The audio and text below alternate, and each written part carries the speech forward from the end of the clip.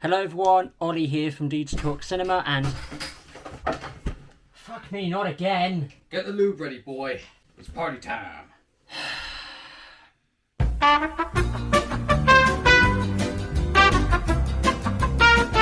So yeah, this douchebag turned up again. Fuck you. No, this was intentional, of course.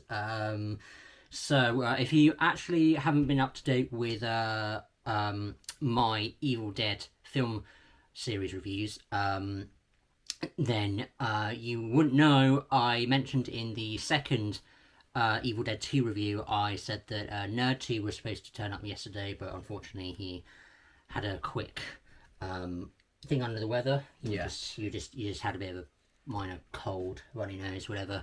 Yeah. So but he's here today. Luckily he said, yeah, hopefully the next day I'll be better, and here he is. So yeah, and as I said in that video, I said we're going to be watching the Evil Dead 2013 remake or reboot and Evil Dead Rise, but I ran out of time this morning to do the Army of Darkness review by myself, because just as I was about to record earlier to record the review, I looked at my watch or phone, whatever, and it was like 9:30, and he was supposed to get here at 22, 9:45, and I just didn't want to risk being in the middle of the review and then lose my sense of liability. Yeah. And he crashes through the door and wanting my lube. Yeah, he actually watched Army of Darkness last night. I asked if he could watch it yesterday, and he did last night, and so did I. I watched it last night as well, so I thought, well, I throwed him the idea, if you want to review this with me quickly before we watch the remake and Evil Dead Rise, and yeah, he said yeah. So yeah, I've thrown, because I've noted down my positives, mixed, and negatives this time around, because when I reviewed the first two Evil Dead films, I literally just fucking winged it, really, and tried to remember all I could with this peanut of a brain.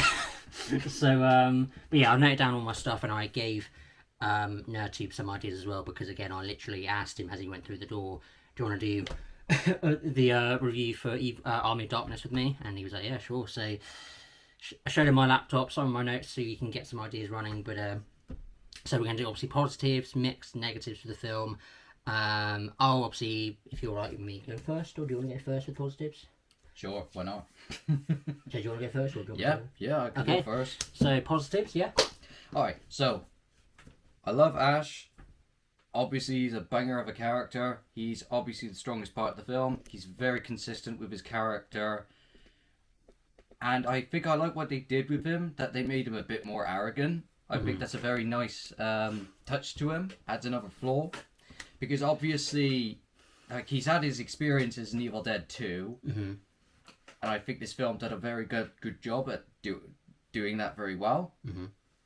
And I love the cinematography. Peak Sam Raimi, as always. I love you, man. And I love the sound effects. I thought they fitted well with what the tone they were going for. I thought that it suited everything very well. And obviously, I myself love it when like films just don't take themselves seriously sometimes.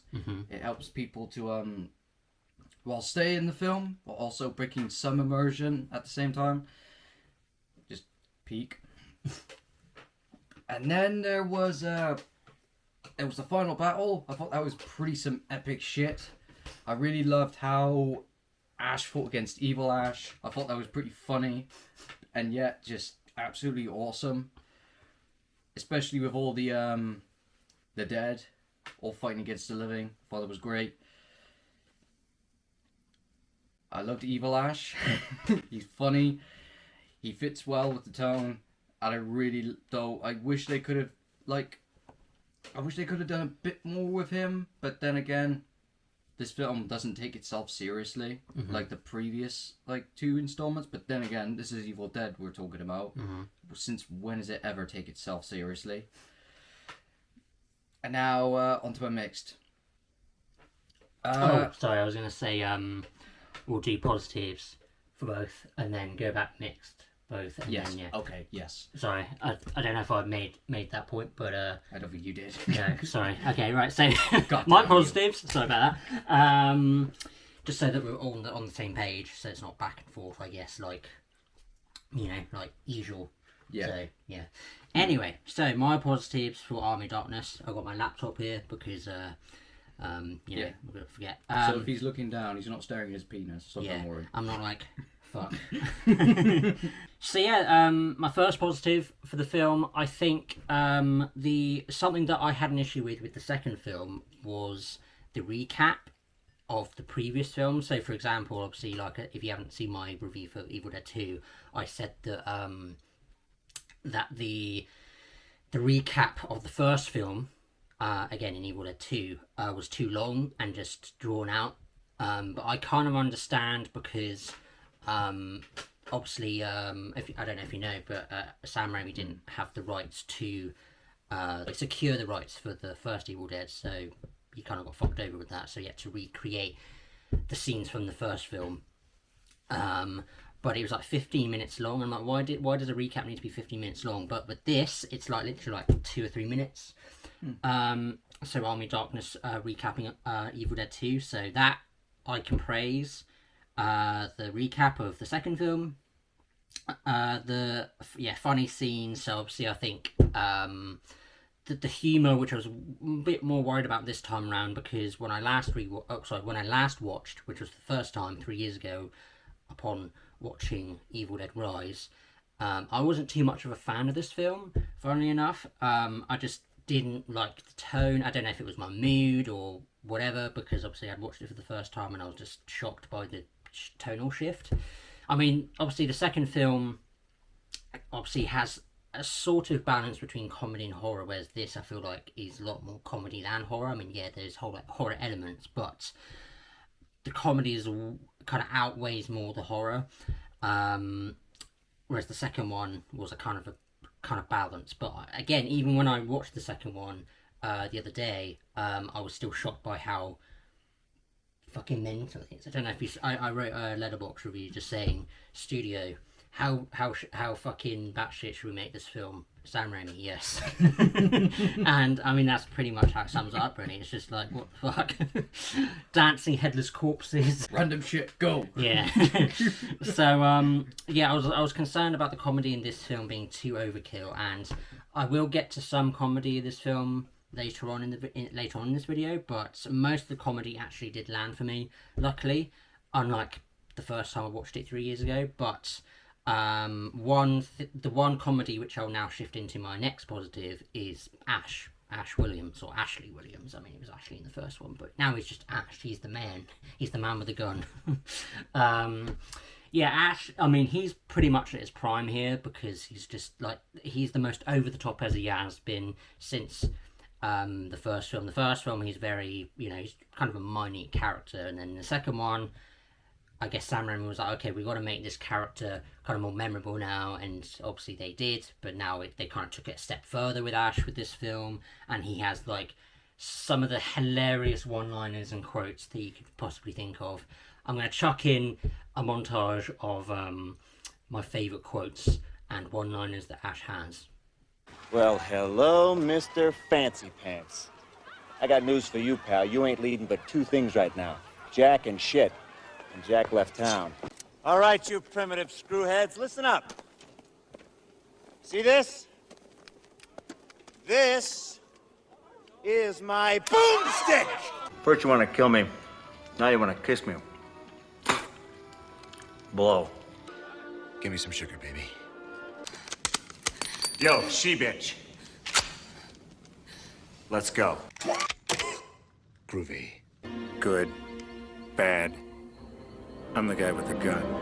Go ahead and run. Run home and cry to mama. Hail to the king, baby. So yeah, some hilarious quotes from Ash. Yeah, I just think, I mean, it's funny because I think usually I'm not the biggest fan of cocky, overly confident male characters in films. I just find them really annoying. But I don't know if it's because it's Bruce Campbell. I don't know if it's just, I don't know, it's just really bizarre, because I can't remember how I felt about Ash when I first watched it exactly, because again it was like 3 years ago. But this time around, I was just laughing my ass off most of the time for pretty much anything he said. I think it's because like if the story requires for a character to be like cocky or an arrogant, I think that's why, and I think this story absolutely does require something like that. Yeah. So moving on to my next one, cool camera tricks. I like some of the cinematography. Like it's weird to say because obviously this was before his time, but Edgar Wright, very much like that. Like when he gets his new metal arm, it's like the quick zooms, it's like the quick cuts, it's like, I can't quite describe it any further than that. But if you watched Edgar Wright films, you know, this is like before Edgar Wright really, because obviously this is like 92, and Edgar Wright's film was like Shaun of the Dead, that was like the year I was born. 22 years ago. So if you like Edgar Wright and his like quick montages and quick cuts, then you'll certainly like certain things in this film. And yeah, a lot of it's really cool. A lot of POV angles, like when Ash is holding the gun. It's like the same with the second film, like when he points and aims the gun. It's quite cool. It's like a first-person shooter in a way. And then, you said sound effects, didn't you? Yeah. Yeah, certain sound effects, like, I don't know, just like the kind of cartoony sound effects, like when Ash, like, I think he, like, punches someone, it kind of makes like a really funny noise. Yeah, like, I don't know, just very over the top. Again, a lot of this film is just batshit crazy. Random shit, go. Yeah, random shit. So yeah, sound effects are great. And then my last positive, I think most of the story is good. It's a very self-contained story. I mean, obviously, again, the first 2-3 minutes establish what happened in the second film, and for people that didn't need to see the second film, got the information for what they needed from this film. So you're not going to be left behind from the previous entries. So it's a good self-contained story for the most part. And yeah, I mean, again, the last time I watched this, I was kind of iffy about the medieval era, just because it was different to the traditional cabin in the woods. Friends go to this cabin, you know. But I had fun with this the second time round. But I don't know. Again, it could have been my mood. I honestly couldn't tell you properly, but all I can say is I enjoyed it more. Anyway, you want to go on to your mixed? Sure. All right. The tiny ashes. Like, I know this is gonna be like a very heated comment, but I enjoyed them. My disappointment, they didn't get to do more. Right. Okay. Because I feel like that, yes, they could have been like started out as like mischievous little bastards, but after witnessing like evil Ash coming to birth, I wish that like they could have like joined forces with Ash, and like kind of done this like I don't know, like this Tom and Jerry thing that they kept going on, where they like kept beating like the skeleton army and helping Ash. I wish they could have done more of like some shit like that. Like, again, I want more random shit from this film. Sometimes, like, depending on my mood, I will enjoy random shit from a film. Sometimes I won't. Right. I wish they could have done a bit more. That's it. Also, I don't know about, like, Ash's love interest in this film. I just felt like that came out of nowhere for me. That kind of... It took me out of the film, and it did, because like no human being would ever like sleep with someone that quickly, unless like Ash has got unless absolute it's riz. Bruce Campbell. Yeah, unless Bruce Campbell has just got absolute riz, which okay, fair enough. I'll give you points for that. Give me some sugar, baby. Come here. I think any girl would just go like, the fuck are you on, mate? But this girl's like, alright, cool. Modern feminists be like, ew, man. Hold on to that. Alright, cool. Well, fuck you, man. So is that your mix then? Yeah, I think it is, yeah. Honestly. Alright. Actually, no, one more thing. I forgot about this. Some of the inconsistencies I felt like was a bit off with like from the previous installment, because I did mention this in my Letterboxd, because like other than like a few like inconsistencies, I thought this film was a banger. So basically, like there were some inconsistencies I felt like was a bit inconsistent with what the previous film established, like especially the first opening sequence, I felt like it sort of took me out the film because I felt like it sort of broke the story for me. But then again, that's just me. Sometimes I'm a person of consistency. Sometimes I'm not. That's it for my mixed. Okay, so my mixed. I was like, all right. You were just like, Yeah, cool. Yeah. Anyway, let's get this fucking out the way. Let's get to the real shit. So yeah, I only have 2 mixed here. One of which, kind of the same. I can't remember if it was on my mixed or negatives for Evil Dead 2. Actually, no, it was in my positives because of its tone. But I have to at least acknowledge it. The effects don't age very well. I mean, they're still stop motion. Like these, I think the skeletons they very much look stop motion. The skeletons, and maybe I should have mentioned that in the positives for this. But it's cool, but it's a bit jarring because of obviously it's aged not the best. At least I think so. Yeah, I just think maybe because you could probably the reason why it's in my mix is because it's like on one hand, yes, they don't age well, but again, like in the second film, because of how fucking balls to the walls it is, it's like, you know what, it's not too bad. But again, I want to acknowledge that. So the effects don't age very well, but the reason why it's in my mix is because yes, it's a very over the top, wacky film that you can kind of forgive it for what it is. So that's why that's in my mix. And my second and last mixed is something that the first 2 films especially had that this one didn't, and I don't know if it's going to be hot take or not, but the violence and the gore have been toned down, and weirdly enough, if it wasn't for like a few swear words and a couple of like sexual innuendos, obviously, I think this could have been like a PG or maybe even a PG-13 type of film, because it's not very gory, and you know, it probably could have appealed to kids, again minus the swears and the sexual innuendos. But I mean, it's the 90s, you know, they could have got away with that shit.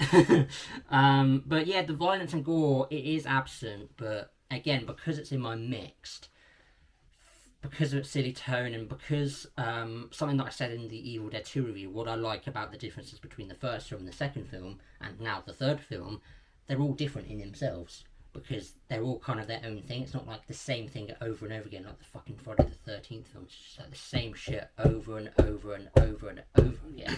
It's just so boring, the same camp, the same stuff. It's just, ugh. But with Evil Dead, it's like almost a palate cleanser for each film, which I really like. You sound like you gained PTSD. What do you mean? From like the Nightmare on Elm Street films. Oh yeah. War footage plays. So yeah, that's my last mixed. Just basically the lack of violence and the gore. I mean, again, the reason why it's my mixed is just because, you know, it's not jarring the fact there's not much violence, but again, wants to point it out. So yeah, that's my mix. So if you want to go into your negatives then. Right. I'm gonna be blunt. I mean, I've been blunt forever. Please be blunt. Okay. I do not like the N-word joke. I do not. I just do not. That was completely unnecessary. He did not need to bring that up. Keep that to yourself. You racist fucker. Roll the clip. Say the words. Klaatu, Barata,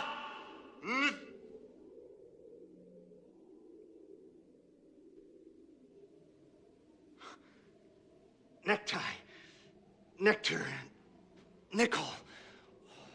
Noodle. It's an N-word. It's definitely an N-word. And then I think some of the characters were not utilized to their full potential.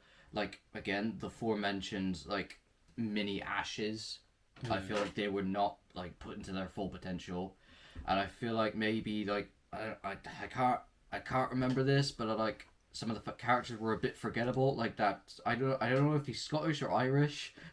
I don't want to sound like xenophobic.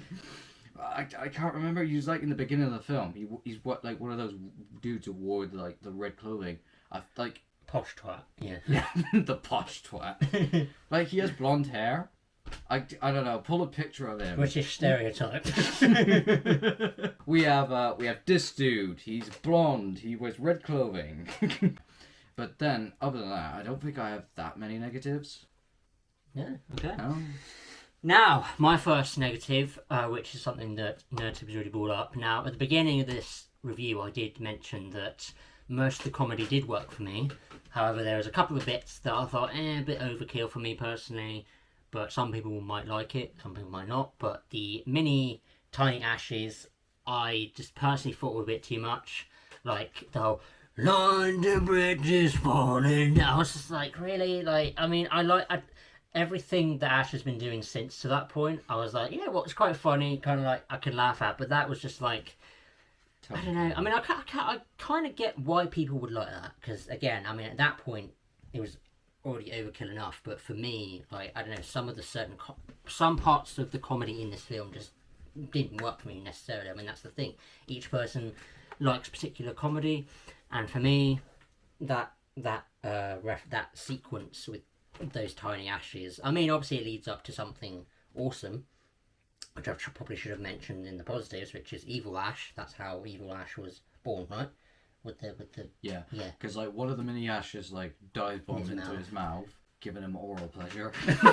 No.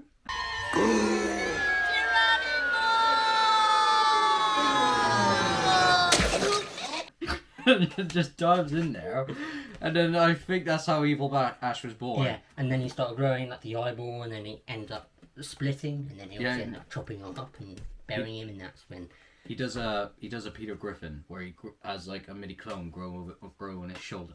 But yeah, the mini ashes for me, or tiny ashes, what you want to call them. Anyway, so yeah, that's my first negative. Yeah, I think the second one was a couple of detours. What? Your laptop's obscuring. Hey, there you go. Couple of detours. Yeah, I just think there were a couple of scenes, again, kind of like the same with the comedy, like I said just now. I think there are a couple of scenes.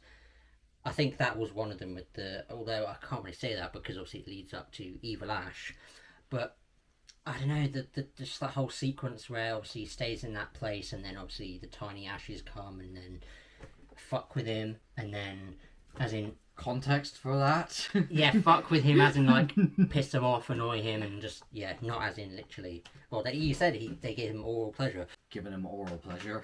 Yeah. Okay, that's true. So yeah, I get to be called out for that. Yeah. So anyway, just certain comical scenes that could have been used for better establishing for the film. I can't really quite expand on that further, but I don't know, some of the scenes I just felt were took too far. But to be fair, it is like an hour and 20 minutes long, this film, so I can't really say too much. But again, if I had to put that negative in, I would say that. And then my final negative is I think you said it as well in your negatives, is that the other characters, aside from Ash and Evil Ash, including the love interest as well, as in for being not that memorable and just kind of just there. The bland love interest. Yeah. God fucking damn it, really. If this film was made in the current day, today, they would have changed that dramatically. Fucking hell. Anyway, so I think that's it really. I mean, I just mentioned the last thing is just the other side characters. They just didn't do that much. Again, Ash is basically the standout of the film, as well as Evil Ash eventually when he comes into play. So yeah, I don't know how long we've been recording for. 24 fucking minutes. Jesus Christ. All right, that is it, I think. I mean, to be fair, that's kind of been the length of the other two reviews, so that's all right. So even if it takes that long for the other reviews that we're going to be doing later, then all right. Anyway, I don't think we're going to share our ratings, because hopefully when we go watch Evil Dead Burn, are we still up for watching that? Yeah. Cool. Just thought I'd double check. Obviously we're kind of coming up to speed with all the other Evil Dead films, because it's been 3 years since I've seen the other films, and I don't know how long it's been since you watched the other ones. What, the remakes? Or the original films, the first two. Oh yeah, like I I can't speak English. Just speak gibberish. Or better yet, I can either speak Klingon or ℚ𝕆𝕀𝕏𝕏. Speak like a English stereotype. Don't know why I did that. I don't know. It's been a while since I've watched the first two films. I wanted to watch like Army of Darkness to be able to keep up to speed with like what's going on, because I've never watched Army of Darkness before. But obviously the first two films are still bangers. Obviously you have a different opinion to me when it comes to the second film. But I think the second film, I think I watched a few months ago, like while I was doing one of my my units during my college, like for postmodernism. Yeah. Yeah, still a banger. Yeah, so we're not going to reveal our ratings, because literally what I was about to say was that obviously because we're going to be hopefully doing a ranking at the end of our Out of the Cinema review for Evil Dead Rise, we'll share our ranking, and if we share our ratings for each film, then that kind of ruins the prospect of like, oh, that's going to be higher than that, that's going to be low, that's going to, you know what I mean? Yeah. So we're going to keep it anonymous, our ratings, as well as for the next films when we review those, but you can obviously probably get an idea for our rankings eventually when we talk about the positives, mix and negatives. Same with this, but ratings is pretty easy. You could be like 8 out of 10, okay, that's going to be pretty high, or 2 out of 10, that's going to be like last, or something. So yeah, that's I think that's all our thoughts for Army of Darkness. So yeah, thanks for watching, guys. Let us know in the comments below, what do you think of Army of Darkness, and are you a fan of it? Are you not a fan of it? Where does it rank maybe compared to Sam Raimi's previous 2 films? Let us know below. But with that being said, we're going to go downstairs and start watching the other 2 films and then do our reviews on that.